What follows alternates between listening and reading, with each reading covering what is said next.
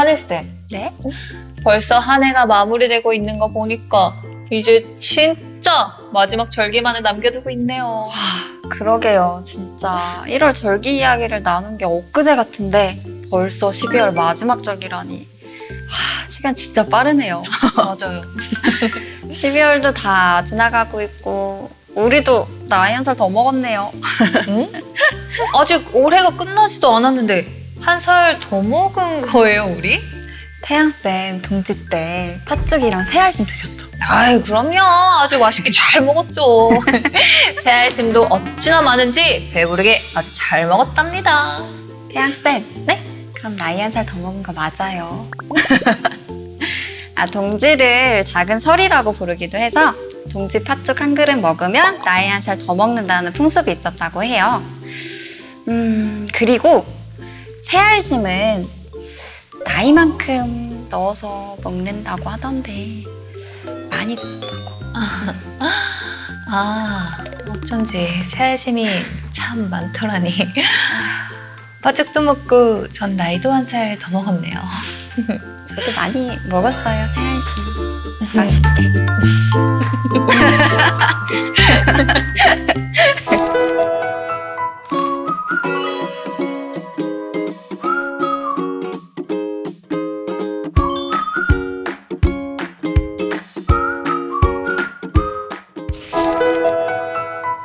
자, 24절기를 활용하여 어르신들의 기억력 훈련을 도와드리는 추나추동 다이어리. 안녕하세요. 저는 태양입니다. 24절기를 함께 알아보며 짧다면 짧고 길다면 긴 시간을 저희 함께 해왔는데요. 오늘은 그 마지막을 장식하는 12번째 시간입니다. 오늘도 저와 함께 진행하실 하늘쌤 인사해주세요. 네, 안녕하세요. 이렇게 인사를 드리는 것도 마지막이 될 것 같은데요. 어르신들과 함께 재밌는 절기 이야기를 만들어갈 하늘쌤이라고 합니다. 반갑습니다. 네, 반갑습니다. 자, 오늘도 추나추동 다이어리가 어떤 내용을 담고 있는지 설명 부탁드려요. 네, 이 추나추동 다이어리는 치매 예방을 위해 충청남도 광역치매센터에서 제작한 절기가 포함된 다이어리입니다. 추나추동 다이어리는 달력과 일정, 일기 작성하기, 24절기에 대한 설명과 문제들로 구성이 되어 있습니다. 앞으로 저희와 함께 절기를 기억하고 문제도 풀면서 치매 예방을 실천해보면 좋겠습니다. 그럼 본격적으로 시작하기 전에 저희가 어떤 활동을 하면 좋을까요? 네, 저희가 매번 활동 아시죠? 오늘의 날짜를 한번 이야기해보려고 해요. 다 같이 한번 말씀해보세요. 오늘은 몇 년도, 몇 월, 며칠, 무슨 요일일까요? 달력을 한번 보시는 것도 좋을 것 같아요. 네, 저는 헷갈리실까봐 이렇게 속으로만 대답하겠습니다. 잘 말씀해 보셨나요? 그럼 이번에는 집 주소를 함께 이야기해 보려고 해요. 저는 충청남도 세모군 네모읍에 살고 있는데 태양쌤은 어디 살고 계신가요? 저는 인천광역시 내모구 동그라미 동에 살고 있어요. 어르신들께서도 살고 계신 집 주소를 떠올리며 말씀해 주세요. 그럼 이번에는 달력을 함께 보며 작성해 볼게요. 달력을 보고 12월의 일정을 이야기해 보시거나 작성해 보세요. 예시를 참고하시거나 뒷장에 있는 스티커를 활용하셔도 좋습니다. 이번 달 일정에 대해 저도 이렇게 해볼게요. 12월의 중요한 일정은 역시 크리스마스 아니겠어요? 맞아요. 가족 행사. 이렇게 하면 되는 거죠? 네. 태양쌤은 크리스마스 때 가족들과 함께 보내셨나 봐요. 네. 저희 집은 매년 연말쯤에 같이 모여서 한 해도 돌아보고 그리고 서로 겨울을 잘 나기 위한 따뜻한 선물도 교환하고 그러면서 보내거든요. 아주 맛있는 것도 많이 먹고요. 와, 진짜 얘기만 들어도 기분이 막 좋아지는데요. 배도 부른 것 같고요. 좋으셨겠어요, 태양쌤. 맞아요. 우리 어르신들께서도 이렇게 일정에 대해 떠오르는 게 있으시다면 자유롭게 그리고 편하게 한번 이야기해 보세요. 그리고 작성한 일정들의 날짜와 내용을 다시 한번 적어보세요. 계획한 일정들을 잘 실천하셨는지 네모 빈칸 안에 동그라미, 세모, X로 표시해보세요. 예를 들어 12월 11일에 병원을 가기로 했는데 잊지 않고 병원에 가셨다면 동그라미, 가지 못하셨다면 X로 표시를 해주시면 됩니다. 네, 이렇게 해서 세모와 X를 제외한 동그라미 개수만큼 뒷장에 있는 사과 스티커를 나무에 붙여보세요. 이번에는 지난 일주일간 감사하거나 좋았던 일 떠올려 볼까요? 네, 일정을 한번 생각해 보시고 그때 감정을 떠올려 보시면서 얼굴 표정 스티커에 표시해 보세요. 그리고 어떤 일이 있으셨는지 한번 작성해 보시거나 이야기해 보세요. 하늘쌤은 일주일 어떻게 보내셨어요? 저는 사실 연말에 좀 일이 몰려서 되게 바쁜 일주일을 보냈는데요. 그래도 이번 한 해 생각해보면 저희 할머니, 할아버지께서 건강하게 잘 지내신 게 너무너무 감사하더라고요. 날씨도 추워지고 걱정돼서 홍삼이랑 손편지를 써서 할머니, 할아버지께 선물로 드렸거든요. 근데 또 저를 기특하게 생각하시는 모습을 떠올리니까 또 이렇게 코끝이 찡해지는데요. 올 겨울도 건강하게 보내시길 기원하면서 하트 뿅뿅 얼굴 표정 스티커에 동그라미 표시를 해보겠습니다. 자, 이렇게 날짜와 장소, 달력의 일정과 일기까지 작성해 보았습니다. 이제 절기의 내용이 정말 궁금해지는데요. 근데 하늘쌤, 이 절기의 날짜는 매년 달라지는 건가요? 네, 맞습니다. 24절기는 1년의 길이를 정확하게 24등분하는 전통적인 방법과 태양의 움직임에 따라 좀 더 세밀하게 계산하는 방법으로 나뉘게 되는데요. 우리나라 같은 경우에는 좀 더 세밀하게 계산하는 방법으로 24절기를 나누기 때문에 매년 절기의 날짜가 조금씩 달라집니다. 아, 그렇군요. 그럼 본격적으로 절기에 대해서 알아볼까요? 오늘은 12월의 절기를 배우고 기억하는 활동과 문제 푸는 활동을 해보겠습니다. 그럼 저희가 나눌 12월의 첫 번째 절기 무엇인가요? 네, 12월의 첫 번째 절기는 바로 대설입니다. 올해 대설은 몇 월 며칠인지 아래 나오는 자막으로 확인해주세요. 11월에 나온 소설에 이어서 그럼 대설은 어떤 절기인지 알려주세요. 네, 대설은 24절기 중에 21번째 순서인데요. 클테, 눈설이라는 풀이 그대로 겨울 큰 눈이 온다는 뜻의 절기입니다. 대설은 1년 중 눈이 가장 많이 내린다고 합니다. 또 대설은 다음 농번기까지 한가한 시기로 농부들이 1년을 마무리하고 새해를 맞이할 준비를 했다고 합니다. 눈이 많이 오는 대설, 이 대설과 관련된 속담에는 또 어떤 게 있을까요? 어르신들께서는 대설과 관련해서 어떤 속담 알고 계신가요?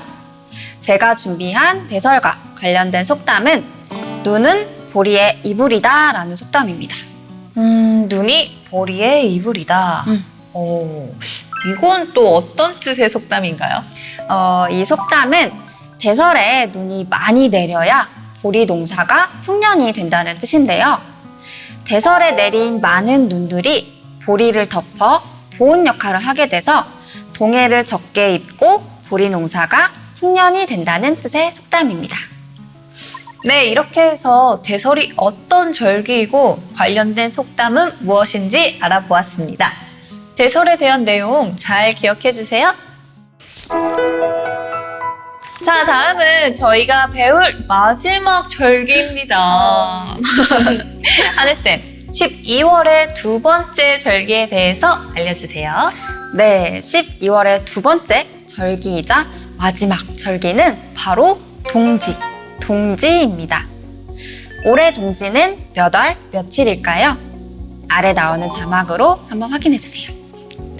하늘쌤이 작은 설이라고 알려주셨던 동지. 네, 동지는 어떤 절기인지 정말 궁금해요.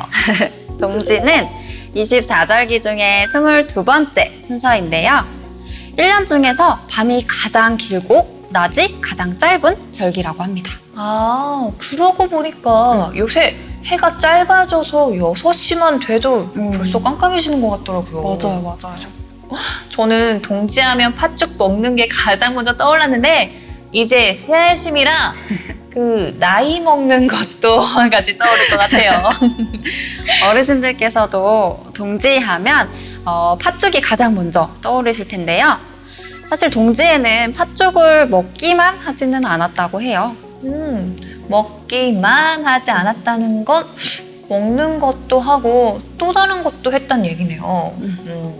그게 뭐죠? 동지에는 어떤 일들을 했나요? 박은 설이라고도 하는 동지에 팥죽을 쏘아서 조상님들께 제사도 지내고 또 악기를 쫓고 집안의 나쁜 것들을 쫓아 큰 탈 없이 편안한 상태를 유지하기 위해서 팥죽을 대문이나 벽에 뿌리기도 했다고 합니다. 그럼 동지와 관련된 속담에는 무엇이 있을까요? 동지와 관련해서 제가 준비한 속담은 동지가 지나면 푸성기도 새 마음 든다입니다. 이는 동지가 지나면 온 세상이 새해를 맞을 준비를 들어간다라는 뜻의 속담입니다.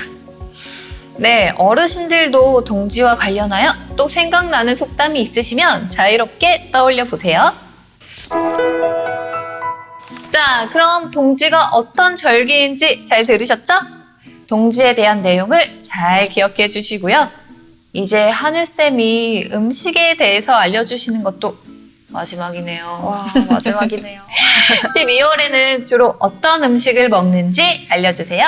네, 12월에는 주로 먹는 음식이 팥죽이랑 수정과라고 합니다. 팥죽과 수정과를 12월에 주로 먹는 이유는 무엇일까요? 우선 팥죽은 붉은 팥이 액을 막고 또 잡기를 없앤다는 의미로서 주로 동지가 속한 12월에 먹었다고 합니다. 여기서 추가적으로 또 말씀을 드리면 동지가 밤이 가장 긴 시기라고 말씀드렸었잖아요.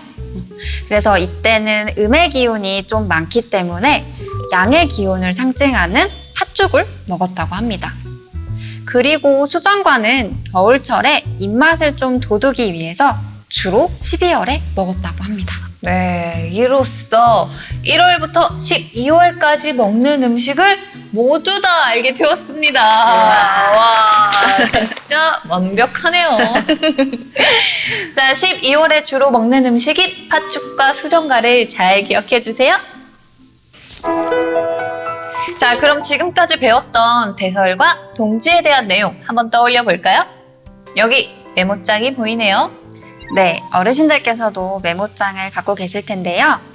앞에 내용을 보지 마시고 최대한 기억하셔서 우리가 지금까지 나눈 절기에 대해서 생각나는 대로 메모장에 적어보시거나 한번 이야기해보세요.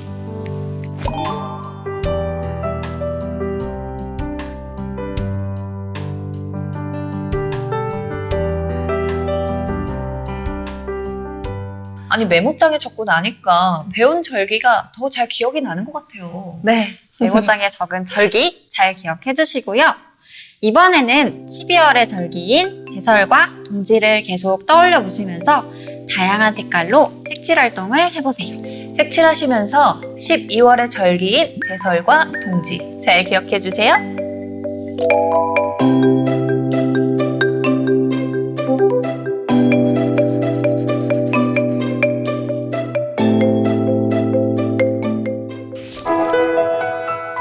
자, 지금까지 배운 내용들을 얼마나 잘 기억하고 계시는지 알아볼까요? 화면으로 몇 가지 문제를 보여드릴게요.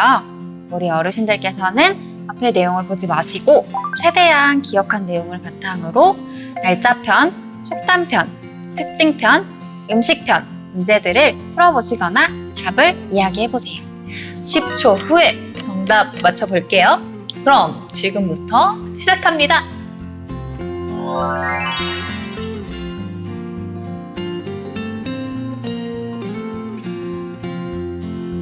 대설은 몇 월 며칠인가요?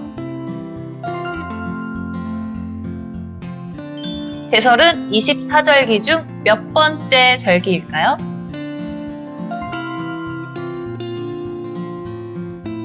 동지는 몇 월 며칠인가요?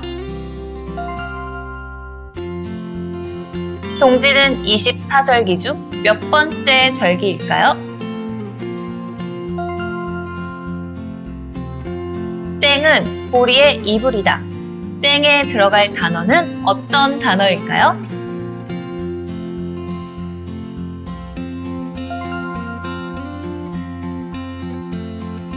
땡땡가 지나면 후성귀도 새마음 든다. 여기서 땡땡에 들어갈 절기는 어떤 절기일까요? 21번째 절기로 큰 눈이 온다는 뜻으로 농한기로 농부들의 1년을 마무리하며 새해 맞이 준비를 하는 절기는 무엇일까요?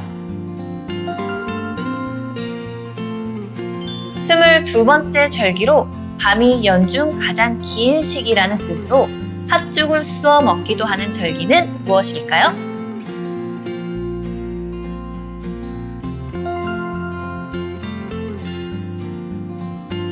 12월에 먹는 음식은 무엇일까요?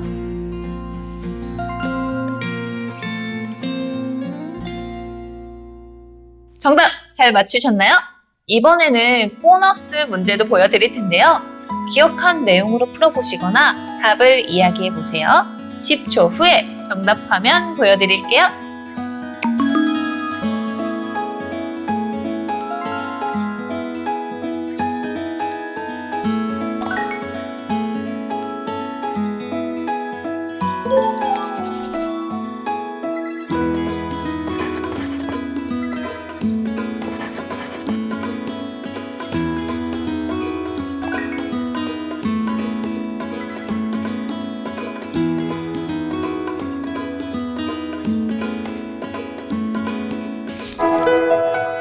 자, 지금까지 저희와 함께한 추나추동 다이어리. 오늘은 어떤 절기에 대해서 알아봤죠? 역시 맞습니다. 오늘은 12월의 절기인 대설과 동지에 대해서 어르신들과 함께 알아보았습니다. 12월의 절기인 대설과 동지 잘 기억해 주시고요. 하늘쌤. 네. 저희가 벌써 마무리 인사를 드릴 때가 됐네요. 그러게 말이에요. 진짜 약간 시원하기도 하고 좀 섭섭하기도 하고 뭐 그러네요. 태양쌤도 우리 어르신들도 저와 함께 태양쌤과 함께 24절기 공부하시느라 정말 너무 고생 많으셨어요. 고생은요. 하늘쌤 덕분에 진짜 머리에 쏙쏙 진짜 재밌는 시간이었어요. 감사합니다. 자, 벌써 마지막이라니까 진짜 너무너무 아쉬운데요. 어르신들도 지금까지 함께 배운 24절기 잊어버리지 않게 추나추동 다이어리 보면서 꾸준히 복습해주세요. 어르신들 항상 건강하시고 행복한 일들만 가득하시길 바라면서 저희는 여기서 인사드릴게요. 그럼 안녕히 계세요.